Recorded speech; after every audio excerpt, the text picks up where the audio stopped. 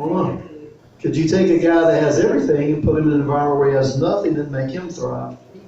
I'll be honest with you, I kind of rethought my answer. First of all, I said the guy that had all the money would struggle more. I think the guy that didn't have money would struggle more. Yeah. Now that I sit up here and I kind of walk around and I see a few things, I think he would struggle more. Yeah. Because, and listen to me when I say this, it kind of goes with my sermon. God kind of changed the whole sermon. But I think, Brother Jordan, what I thought when I was sitting here looking, the guy that had everything, let's say that he worked for it, and he actually created that on his own. He's got the creative mind. So if he doesn't have anything tomorrow, he may go back Tuesday and do it again. But the guy that didn't do it, I don't know his story, but let's just say that he got there because he just didn't want to do anything and he was lazy and didn't do it. If I gave him the money, he's not going to keep it long. It's not going to be there long. I'm telling you. So I was kind of torn on that one. But it comes back to where did you come from? What's your foundation? How are you built? If you built it, you're going to build again. If you didn't, you're going to lose it all. So that's why I was looking around. The perspective I have up here when I'm preaching is different than I'm sitting up there listening to somebody preach. When I'm sitting back here in Apostle Steele's preaching, that perspective to me is different.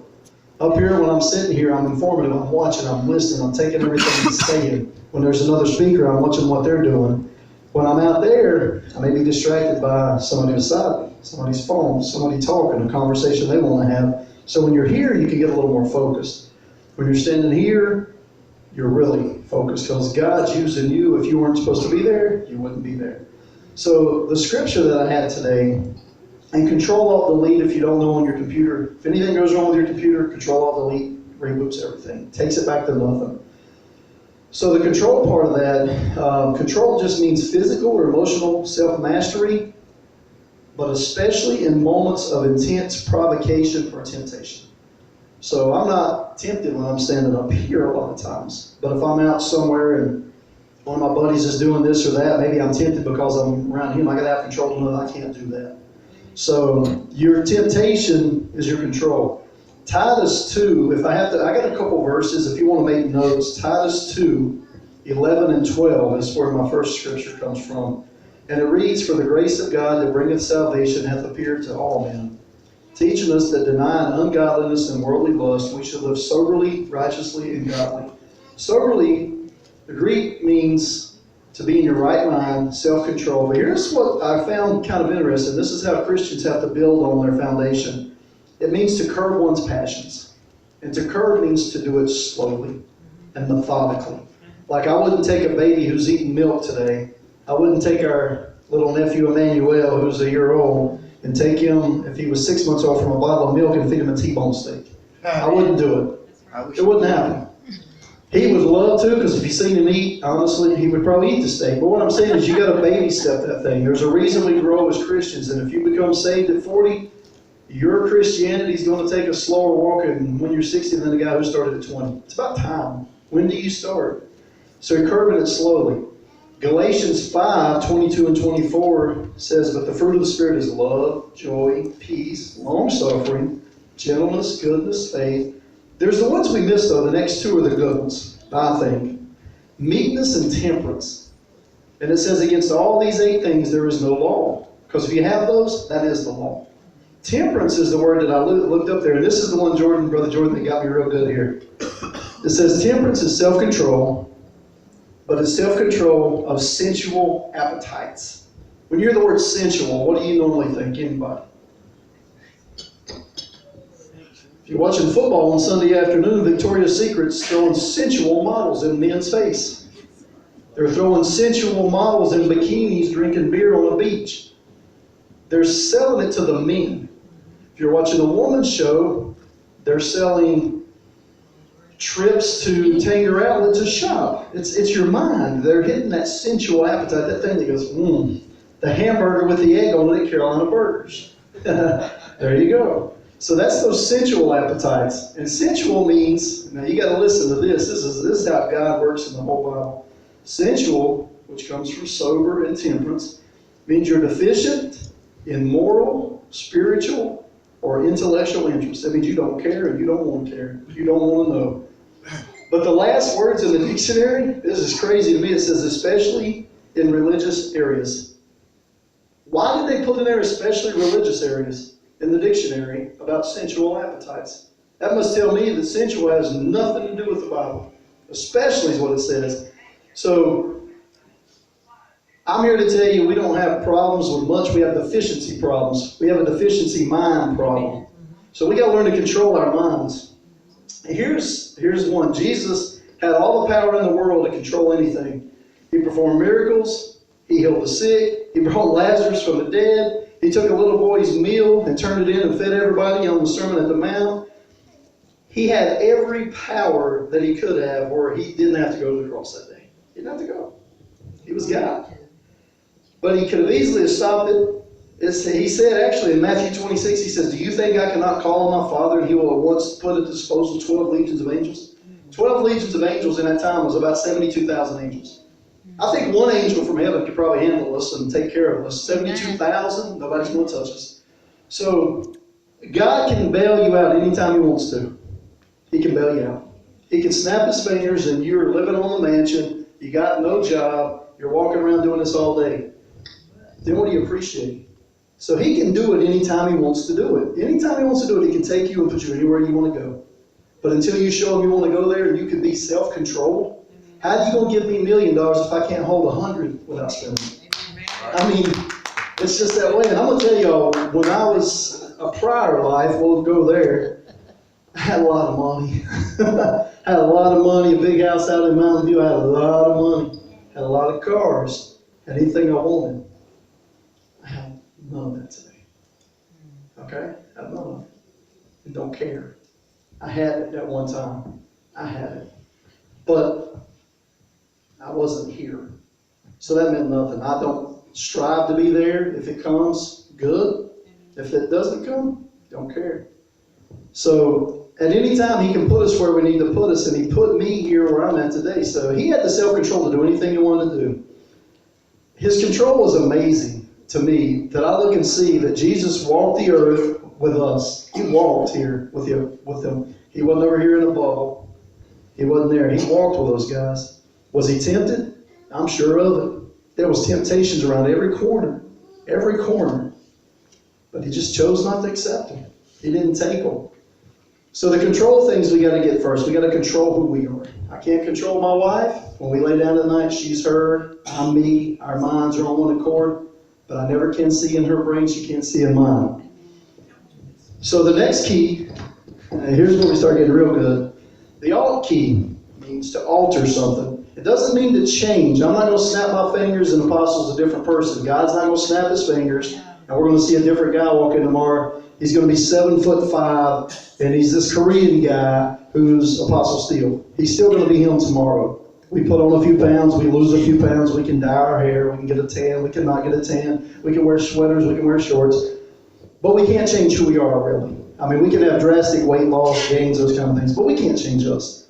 So if we want to alter something in our body, alteration means to make some change, make it different, to vary it in some degree without an entire change. The only thing you can really change is your mind. I can change my mind. I can be a Republican today, a Democrat tomorrow, and independent next week. Doesn't matter. I can do that. I can change my mind on how I see the Bible. I'm either going to see it as good or as bad. As a Christian, I see it as good. I can change my mind. Your mind's got to adapt to the environment that you're in. Like I say, Brother Raymond, it's not the job that drives us crazy. It's me that drives me crazy. It's me. It's not your lack of money that drives you crazy. It's your desire to have it and not go get it. That's what drives you crazy. It's not your lack of money. It's not the pastor getting on your nerves and stands up here and tells you that it's your fault. It's not his fault he's telling you it's your fault. It's your fault. Somebody told him to tell you that. It's not your wife that drives you crazy because you don't fix the electrical outlet in the kitchen on the sink and you're a maintenance man. It's just because when I get home, I just don't feel like doing it. Okay, when I get home, I want to sit down and eat and go to sleep. She's going to kill me for that one later. It's all right. But what I'm trying to say is, Pastor said it last night, and on the way home I was thinking, I got up early this morning, my Sunday morning routines to get up. I was thinking about what his grandmother or somebody told him. You will do what you want to do. Okay? If I wanted to go to California tomorrow, I'm going to call my boss and I'm going to go to California somehow. I may not have the money, but if I got $100 worth of gas, I can drive there. Then I can worry about getting back home. If I wanted to go, I could. If we wanted to be millionaires, we could. We can. We just don't, because we get settled in our minds. So Psalm 89 tells us, and this is David talking. David was tested and tried. David was a dude, man. He was a good guy. He says, my covenant will I not break, nor alter the thing that has gone out of my lips. David's people are like, you're crazy. David's like, don't care what you say, I'm still going to do it. You call Apostle crazy, he's going to preach the same thing tomorrow. You tell me I'm crazy, he's going to preach the same thing the next time you hear me. You're going to do it. So we got to alter the way we think. And I got two little things I want to read to you. There's a guy named Joseph Benner, and I got several of his books. He was this rich guy back in the late 1800s that was born in Ohio. This guy had so much money he would make Bill Gates look poor. Okay, in his time, he was Firestone, he was Goodyear, he created the YMCA, most of the steel mills in Ohio. This guy had money. In today's world, Bill Gates would be poor compared to this guy. But this guy decided one day later in his life, he didn't care. He didn't care. So he started writing these books. God started talking to him, and he was giving him stuff. And I'm going to cut kind of short. It says it's not only possible, he's talking about changing your mind. It's not only possible, but everyone who is filled with such a desire can do it. For know a great truth that you are permitted to be such happy conditions for a higher self solely in order that you may seek and gain knowledge. Then he says, first know that all matters are of consciousness. Everything in your daily walk, you think it. Am I going to run the red light or am I going to stop? Am I going to eat hamburgers or am I going to eat a hot dog? Everything's a thought. We take that for granted because our mind just does it. Okay? So we're making a computer here. We're telling it. Your phones pop up. I guarantee you this. My phone pops up every day at work 10 minutes to home. How does my phone know that I'm at home? How does my phone know where my home is? I never put it in there, but how does it know? Because every day when I go home at whatever time, usually 6:30, 6:45 from the gym, your phone is tracking you guys. Okay, your smartphone, believe it or not, it's being watched by your company, whatever. Your phone knows where you're at. So when I'm sitting at Bernhard at lunchtime, my phone goes, ding, 10 minutes to home. If there's a wreck on 321, I don't know if yours does it. It'll tell me that my time's been extended by 4 minutes to use an alternate route. It dings on my phone. I'm sitting there working, okay? So it knows what we're doing, but we don't. My phone tells me what I need to do, but I don't. I can't tell me what I need to do. So there's ways we can change our minds. He wrote in here that all this that we're taught by great words in the Bible, it says, as a man thinketh in his heart, so is he. That's what he says. So to follow that up one little bit more, and then we're going to go to something here. It says, can you do that? Surely you can if you will to do it. Here's the way that you can alter your mind. Tell me you can't change your mind. I'll tell you you're crazy. You can if you desire to. The way you do it, you got to train yourself to stand guard continuously at the door of your mind and to let in no thoughts or feelings that you do not want to manifest. Amen. That's so simple. Amen. It's so simple. But it's the hardest thing you'll ever do. It's the hardest thing you'll ever do. There was a story that I told this in previous place. I'm going to give you a little demonstration. There was an American worker in Afghanistan, I think about 2010, that was kidnapped. This guy was working. He was a worker. Within the military, he was kidnapped by a terrorist group. This is a true story. Navy SEALs told this story. The Navy SEALs spent weeks finding this location where this group of guys were. So they found them. They go to get them. They're going to get them. They know they got 3 minutes to rescue these guys, okay? So they go in to rescue these guys.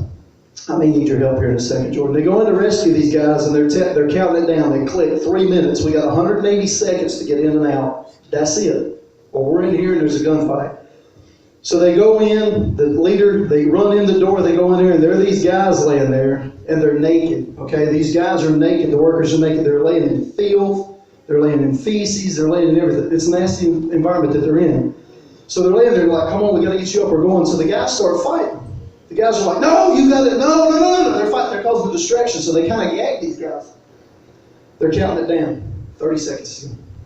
So they tell the guys, we got to go. We got to go. They're like, we're not going. They're fighting the guys. They have little energy, but they're fighting. They're causing a scene. Now we got guards who will be coming back. So the Navy SEAL's like, we got to go. So they're down to like 2 minutes. He's like, come on. He's like, we got to bail. We'll have to come back. He's like, I'm not leaving them here. This is our only chance. We're going to get them. We're going to take them. So the guy, Navy SEAL guy, those guys think different than most people think. They alter situations for their environment. They change to what they're in because that's what they do. They're taught to do these things. They're brainwashed to think we think this way. So the guy takes his clothes off. He takes his clothes off, right? I'm not going to take my clothes off, don't worry. Pastor Steele looked at me kind of funny, like, I didn't know if he's hear me. So here's the deal. He takes his clothes off. And he gets down on the floor with the guys, and he's laying down here with them. And he's telling them, come on, man, we got to go. I think somebody's here to save us. I think they're here. So they see the guys naked. They get up, and they leave with them. That's all it took. They got up and left. Now here's the problem they later told. The brainwashing came from the terrorist group. They would break in on these guys, okay? 1 o'clock and 1 and 2, whatever they haven't stuff. They would break in on these guys and pretend they're American soldiers coming to save them. Because they're smarter than we are, right? So they're telling that guy he's an American soldier. But when they get up to leave, as soon as they leave the door, they're turning dogs loose on these guys. They're training their mind that if the soldiers really come, they're not going with them. They convinced these guys in a matter of a couple of weeks that these soldiers weren't real. Because they thought if they went out that door tonight, that dog's going to eat them again. And I heard that story, man. It's got me now. It breaks me down. How can your mind in 3 weeks be detoured? But we spend 40 and 50, 60 years as Christians and we still don't understand what we're reading. We still get up and pray for the same thing on Sunday. Sunday morning comes, we're wanting safe and the same thing we asked for when we were 25. Now we got kids 25. That's ridiculous. I mean, forgive me, but it's true. We got to understand what we're reading. The last part is the delete one. Here's where I'm going to help you understand, try to help you understand, what we got to do to delete those thoughts. I just told you, if you don't think them, don't happen. You don't want your kids cussing, don't let them listen to rap. Don't let them watch any movie that's ever been made. There's a cuss word in every movie, okay? There's bad words in every movie, but there's different levels of that stuff. You can be at work, somebody slips and they cuss. Apostle Steele tells about this, there might be a pastor thing. I've had several pastors say that, and I'll be honest with you, I worked in the machine world forever, and maintenance, that's all they do. That's all they do. It's like police officers. If you know a policeman, I'll show you a guy who can cuss you out all day, every day, and never lose his breath. Show me a maintenance guy, most of them do the same thing. That's the demon I had to battle. So I had to get rid of that. You got to fight those things, but I deleted it, okay? I can delete it. I catch somebody doing it. I'm not telling you not to do it, but try to curb it. Take it down a little. So, delete means to blot out or exterminate or to consume something that bothers you. It's an action word. It means you got to take some form of action to make it happen, okay? Psalms 32, 1 and 5 says, How blessed is he whose transgression is forgiven, whose sin is covered. How blessed is the man to whom the Lord does not impute iniquity, and in whose spirit there is no deceit. For I kept silent. I want you to pay attention to me here. When I kept silent about my sin, my body wasted away through my groaning all day long. Groaning means I was complaining. I'm complaining that I got a sin, but I'm not doing anything about it. For day and night your hand was heavy upon me. My vitality was drained away as with fever from the heat of the summer. And in this psalm, it ends with, that one ends with Salah. You see that little word, and it means something. It says stop for a minute and listen. Anytime you read the word Salah in the Old Testament, it means stop, listen, what I just said. So think about that one a second. We'll read it one more time. Through my groaning all day long, when I kept silent about my sin, my body wasted away. For day and night your hand was heavy upon me. My vitality, my vitals, my heart was drained away as with the fever of heat from the summer. It's pretty simple. I acknowledged my sin to you. I didn't hide it. I said, I will confess my transgressions, and you forgave my guilt. That is so simple. I did. I did. Okay? Done some things in my life I've not been proud of. Never done drugs. Probably been inebriated 5 times in my life as an adult at age 46.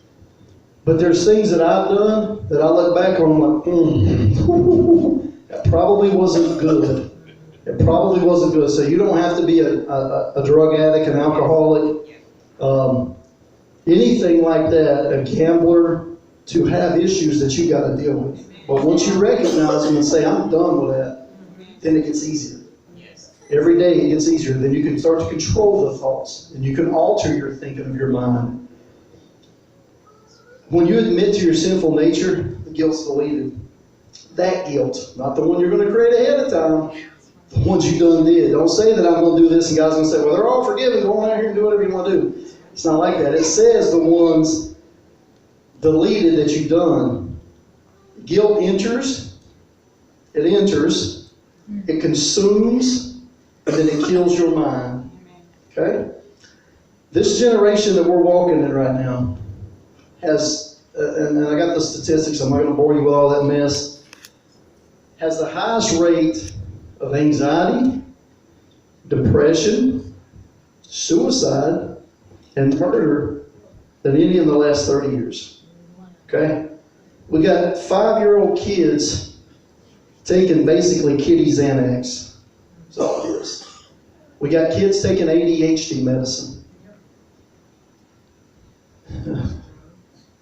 Yeah, drugs everywhere. I mean, when I was little, I'm only 46. I remember getting whipped pretty good. I remember getting grounded pretty good. I remember getting sent to my room without a meal several times. I remember waking up and told you can't go do this because you did this. If we do that to our kids now, they'll call the cops. They'll go to school and say, well, I didn't have supper last night because Daddy put me to bed. Then you're getting a call. Yep, he ain't going to starve. Guarantee you. Guarantee you. Jesus did it. Condi did it. I did it. Wife did it. Y'all done it. It's called fast. One meal's not going to kill nobody. So, I tell them it was a fast. I put them on a fast. It's religious. Leave me alone. I'll call a news topic and we'll talk about a fast. So you guys will look silly. So anyway, we went to church. I grew up in a Lutheran church. We went. We got slapped. We got smacked. We didn't chew our gum. We didn't have phones. Nobody had phones. But we went. Did I think I got anything out of it? No. But now that I look back, man, you have no idea what I got out of that. In a little Lutheran church that sat there, and the pastor was 165 years old because he had been there forever. And he put me through confirmation and catechism, and we did all that, and I learned the Bible, and I went 2 years every Wednesday night. I thought, this is the biggest waste of time. I enjoyed stealing donuts out of the freezer in the parish hall more than I did going to the classroom. We would hide from the guy. It was a huge church. And my mom's probably going to see this. She's going to agree with it. We went to how you can alter your mind. We went to my uncle's funeral last week. I had to preach it. He was 59 years old, full of kids. Church was full. Cousins I hadn't seen in 25, 30 years. And they kept telling my wife, you sure he's a preacher? We knew this kid. We grew up with him. And that's the only thing they kept saying was, that's the biggest compliment. I got it when I went to my grandpa's funeral and preached it 2 years ago. And my grandmothers, all my cousins that met her, they're like, what happened to him? Same Lee, we just talked about, different mind. Okay? Yeah. So I altered that thing several years ago, and as the days go on, I alter it more and more. That's why I surround myself with this man. Okay? This lady, this woman here I'm married to, this brother, you guys. I surround myself in here because when I come in here on Sunday morning, I come up here and I just get quiet and I listen. As you guys were praying, I had my eyes closed. I was listening to everybody's prayers. I could pick out what you were saying. I could hear his words. I could hear your words. I could hear y'all. But I was hearing all that at one time. So the voices in your head that are telling you 12 of them to do something, nah, man, you got to know the right one. You got to be able to pick it out. You got to be able to pick out the ones that are going to help you. You go to a ball game, sit around all the people and just listen to conversation. People watch and I listen. I just listen to you. So I'm not going to be much longer. I know we've all heard Lee talk long enough today. So here's the deal. Your mind is weak, okay? Your mind is weak until you build it. It's just like a muscle. You want big biceps, you got to do curls. You got to do curls every other day, and you got to eat ton of protein. That's how you build a muscle, okay? If you want your mind to be strong, you got to read the Bible, okay? You got to read other books that support the Bible. You got to read, you got to go on here and you got to find some words sometimes, Brother Raymond, you just said that you don't understand. You got to go buy these books. You got to get stuff. You got to have people give you commentaries. You got to understand what you're reading. You got to understand it. It's hard to understand the Bible. There's 65 or 70 versions of this thing, and some of them are different. You got to know what you read. You got to discern. The Spirit will tell you. You get a relationship, He'll tell you what's right and wrong. It says the mind is weak and it's our fault. We create guilt and depression over everything. I lost my job, now I got to go kill 12 people. That's stupid. That's stupid. Your job didn't cause you probably didn't come to work and you got fired. So, okay? So don't blame the 12 people that you just killed for whatever reason so the news can cover it and say, oh, he had a gun. That's crazy, man. Come on. We take cars, we run over people because we were beaten as a child. I understand the beating. I understand the rape. I understand all those things happen to people sometimes. You didn't choose it when you were born. You didn't choose to be driving down the road in a car and kill 12 people and they were drunk driving. You didn't choose that. Nobody chooses that. But Jesus didn't, he didn't go out real easy. He could have snapped his fingers and died and been done. He didn't. Okay, he was beaten. He had some trials. They were talking about him. All these things were happening to the guys around him. He went through something to get there. Part of this, I'm in the podium, so I'm going to say it. I'm here on the pulpit, I'm going to say it. Quit letting your kids get Bible stuff just because the other kid did it. You know, I was a coach for a long time with my son. He's 22. We would get participation trophies when we went to sports. You know what he did with them? My son, I taught him to do this. You didn't win, okay? Throw that in the trash. He'll tell you to this day if I brought him up here, what'd you do with participation trophies?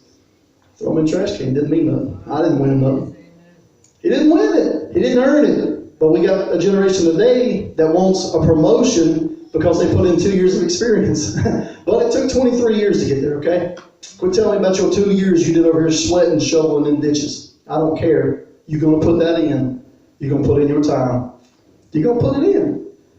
We get classes in our education system. We pass kids along to AG classes and classes just because they're mad because best friend got it. And mama says, well, she had a B and this one's an A. It's 1 point. Well, she didn't have the point. There's a cutoff. It means something. It means something to be a Christian. But so many times they say, oh yeah, I'm saved, sanctified, holy, Holy Ghost filled. I'm up here. Woo, woo, woo. I call you to pray and you go, Lord, thank you for the food. That's it. That's it, guys. That's it. If you know, you should be able to just know that you do it. Most of us go around, I got a thing hanging in my office that says, too many of us are like ships with no captains on an open sea. It just goes where the wind goes. It's just like this. Wind blows and you go. We got no sense of direction. We got nothing in our mind that makes us strong and vigilant. And then a lot of times as we get older, we feel like I'm just too tired to even worry about it anymore. Do it now. Tell your kids to do it now. I love music. Music talks to me. You said music. I listen to a little different music. There's a lot of music that happened, and I've told you before, there's a lot of music in the late 60s, early 70s, the old rock and roll stuff, that they were in tune with the gospel. And I could show you 1,000 songs that these guys were doing. You know, Jimi Hendrix is one, and the Doobie Brothers. I love those guys. Jimi Hendrix, some words here. He said, there must be some kind of way out of here, said the joker to the thief. There's too much confusion. I can't get no relief. How many of y'all feel like that every day? I can't go anywhere without somebody wanting something. That's right. You know, give me 1 second. I'm going to try to pull this up here. I want to read something to you. And you tell me this don't come straight out of the scripture. Give me 1 second. Give me 1 second. I promise you I'm almost done. I said that 25 minutes ago. Okay, so here's a song that I love. I listen to it every day. And just let me read the lyrics to you. And basically what it was, these guys were writing about the Bible and Jesus and the disciples. So just think of this song, and you've heard it before. Think of this song and think about the scripture and Jesus walking around with his guys. He says, day after day I'm more confused, but I look for the light through the pouring rain, the light. Okay? You know that's a game that I hate to lose. I'm feeling the strain. Ain't it a shame? Here's the part that gets me when he's talking to them. Give me the beat, boys. Free my soul. I want to get lost in your rock and roll and drift away. Y'all have heard that song. These guys had something in there, that time frame, okay? I asked my dad about it. He tells me, yeah, the music's religious. My dad's 67. And I asked him, he said, yeah, I knew that before you were born, those lyrics meant that. It was a different time. Love, peace, joy, all that. They got it. They got it. Of course, I joke with some of the guys. I'm like, yeah, but you guys were smoking a lot of stuff to get you to this point, maybe. So you were free in your mind, you know. I'm not condoning it, but somebody was thinking something, they spoke freely. I swear, if my kids come back and say, you said it in church, and they saw you say it on Facebook, I'm going to slap somebody. So 911, get ready. But let me read one other thing here. He says, beginning to think I'm wasting time. I don't understand the things I do. I don't understand the things I do. The world outside looks so unkind, so I'm counting on you to carry me through. I'm counting on you guys. I'm counting on the Christ in you, that when I have a weak moment, that I can come to one of y'all and y'all can help me. I'm counting on you. If I can't count on you, then I got to go to the next person I can count on. I mean, I really do. I got to have some people I can count on, because there's going to be moments Apostle Steele's got to count on somebody. And it doesn't have to be the same person every time. It's got to be a group of people, man. It's like I got another thing I said in the meeting I had the other day. I'm not scared of the wolf. I'm scared of the wolf pack. Because his pack makes him strong. If there's 20 wolves and one sheep, that sheep's dead. I mean, you can be the strongest sheep in the world, I'm going to tell you. You can be the strongest sheep in the world standing here. If 20 wolves come around this stage right now, you're done. Because one of those wolves are going to have that thing that gets you. He's going to have that one thing that when he bites, it's like, oh, how did he know I did that? How did he know that that's my weakness? And now you're thinking. He's done got in there. You've got to have that pack around you. You've got to have those folks around you that you can count on. Give me 2 more minutes. 1 Peter says, baptism, which corresponds to this, saves you. And pay attention to what I'm getting ready to say. I'm getting ready to close this thing.